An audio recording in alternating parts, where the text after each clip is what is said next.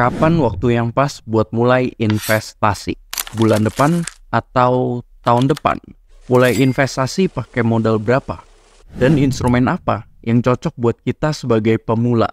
Nah, ini pertanyaan-pertanyaan yang seringkali muncul ketika kita sebagai pemula mau mulai investasi atau yang udah kepikiran lama mau invest. Jangan skip video ini karena gue mau sharing hal-hal penting yang kalau nggak diperhatiin seringkali bikin kita salah langkah karena malah jadi rugi, entah karena pemahamannya kurang atau keseringan cuman ikut-ikutan doang. Dan ngomongin soal bentuk investasi, itu ada yang fisik kayak properti, tanah, emas, atau bisa juga barang-barang koleksi yang mewah kayak jam tangan atau tas-tas branded. Dan ada juga yang non-fisik kayak saham, reksadana, obligasi, emas digital, dan kripto.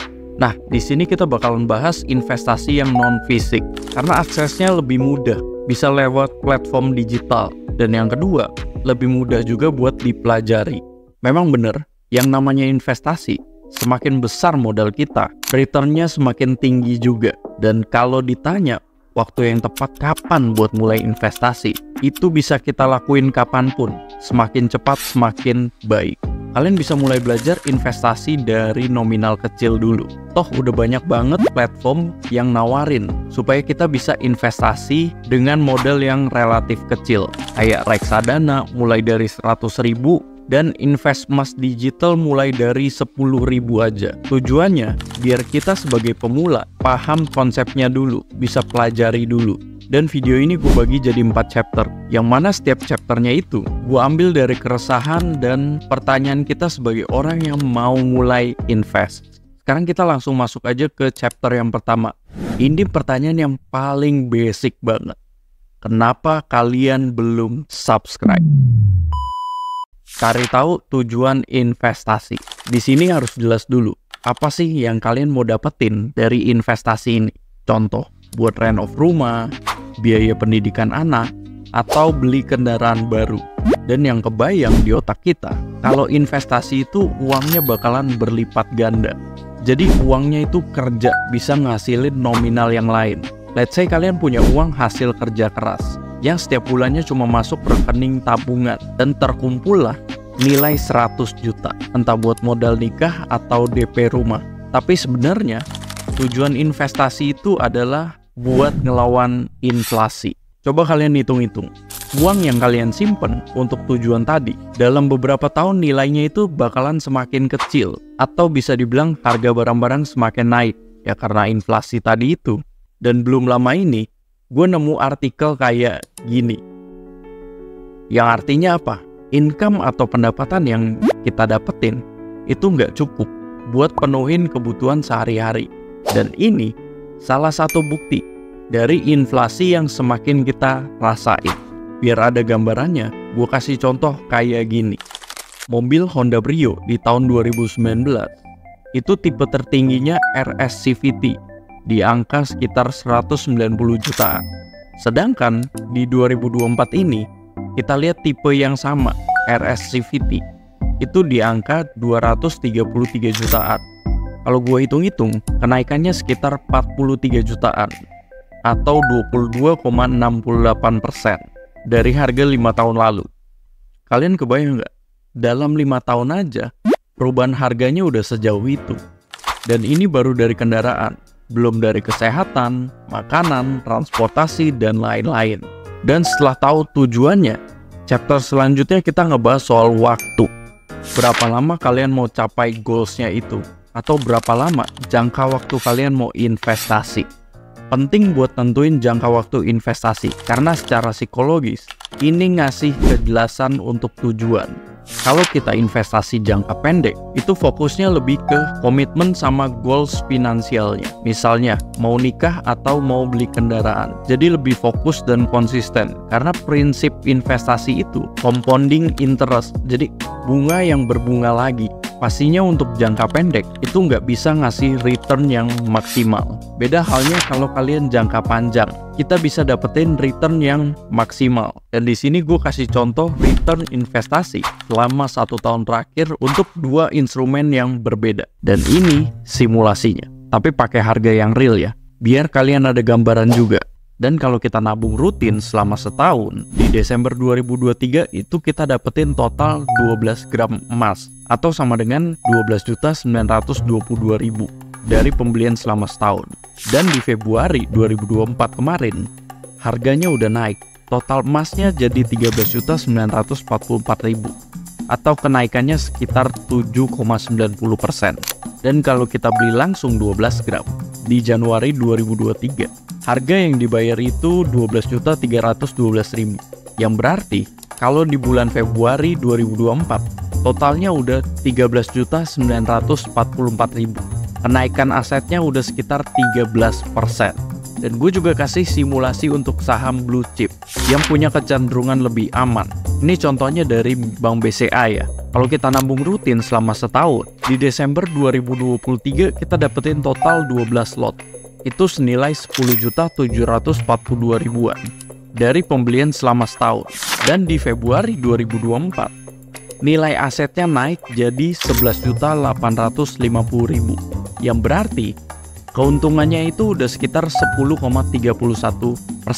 Dan untuk perbandingan, kalau kalian beli langsung totalnya 12 lot di Januari 2023, itu berarti uang yang dikeluarin sebanyak 10.170.000. Yang berarti keuntungannya lebih tinggi, sekitar 16,5%. Kalau dilihat harga per Februari yang jadi 11.850.000. Berapa sih kesanggupan untuk investasi? Tentunya kalau ngomongin kesanggupan, tiap orang itu punya profil keuangan yang beda-beda. Gak ada tolak ukur yang benar-benar pas buat ngukur kesanggupan ini. Tapi, kalau gue boleh kasih saran, sebagai pemula kita bisa mulai dari prinsip budgeting 50, 30, 20. Yang mana 20%-nya kita pakai untuk tabungan dan investasi. Yang berarti, kalau kita bagi dua itu sekitar 10% dari income kita untuk dipakai investasi. Tapi disclaimer dulu ya, ini konsepnya adalah manage keuangan yang sehat. Boleh nggak sih kalau mau invest di atas angka itu?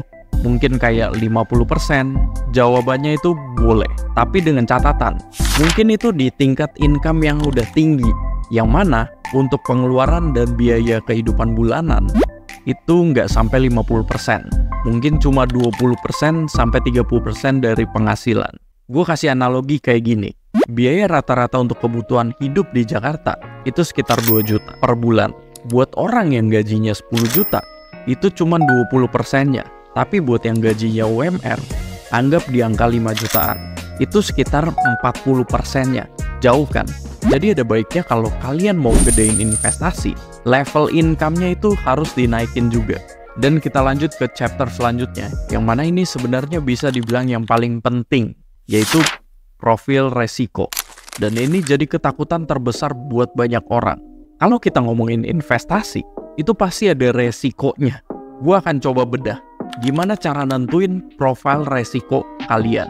Pastinya kalian pernah dengar istilah ini, high risk, high return. Begitu juga sebaliknya, low risk, low return. Nah, sesuai dengan besaran resikonya, di sini gue bagi jadi 3 level, mulai dari low, medium, dan high risk. Pastinya untuk kita sebagai pemula, pengennya itu mulai dengan resiko yang paling rendah, paling aman. Baru setelah dipelajari, jam terbang, pelan-pelan naik ke medium dan sampai ke high risk. Untuk yang low risk, kita bisa mulai dengan deposito, reksadana pasar uang, atau emas digital yang punya rata-rata return sebesar 2-5% per tahun. Lanjut lagi ke medium risk. Buat kalian yang udah familiar sama investasi, mungkin udah belajar juga beberapa instrumen, itu kalian udah bisa ngelanjutin investasi dengan resiko yang lebih tinggi lagi. Tapi ya, kita bisa dapat return yang lebih tinggi juga ketimbang yang low risk tadi. Di sini contohnya ada obligasi dan saham-saham blue chip. Gue akan jelasin sedikit. Obligasi itu bisa dibilang sebagai surat utang. Jadi kita ngasih pinjem uang ke perusahaan, di mana kita bisa dapetin pembayaran bunga dan pengembalian pokok pinjaman itu. Jadi benar-benar mirip kayak kita minjemin ke orang. Tapi bedanya ini lebih resmi dan ada skema bunganya. Yang kedua saham. Ini lebih ke kepemilikan dalam perusahaan, di mana kita bisa dapetin keuntungan kalau harga atau nilai perusahaannya itu naik. Dan satu lagi, ada yang namanya dividen atau hasil laba yang udah dicetak sama perusahaan itu. Ini bakal dibagiin kita, biasanya ada yang tahunan juga kayak gini. Terus kita lanjut lagi ke yang high risk. Ya, sesuai namanya, ini adalah profil resiko yang tertinggi, tapi punya return yang paling besar di antara yang lainnya. Contohnya ya saham-saham second liner atau di luar blue chip tadi. Terus ada lagi kripto. Kenapa kita bilang ini resikonya tinggi? Karena mereka punya pergerakan market yang sangat fluktuatif, di mana harga aset itu bisa berubah dengan cepat dan tiba-tiba. Jadi kalau kalian profit itu bisa tinggi banget, tapi kalau rugi juga bisa banyak banget. Jadi benar-benar perlu kita pelajari, perlu jam terbang untuk fundamental dan teknikalnya. Dan pastinya kita juga harus pilih platform yang udah resmi dan diawasi sama OJK. Nah, di tahap ini kita udah bisa evaluasi. Di level pemula itu kita mulai dengan instrumen investasi yang punya resiko rendah, tapi dengan return yang relatif rendah juga. Kayak deposito, reksadana pasar uang, atau emas digital. Kemudian pelan-pelan naik ke instrumen yang punya resiko sedang atau medium risk. Ini pastinya punya return yang lebih tinggi juga, kayak obligasi atau saham-saham blue chip. Setelah itu dengan pengalaman, jam terbang, dan juga pastinya belajar, baru bisa masuk ke level selanjutnya. Invest di instrumen yang resikonya lebih tinggi, kayak saham non-blue chip atau kripto. Jadi kesimpulannya, investasi itu perlu pembelajaran. Gak ada investasi yang benar-benar otomatis ngasih kita benefit tanpa harus dipelajari dulu.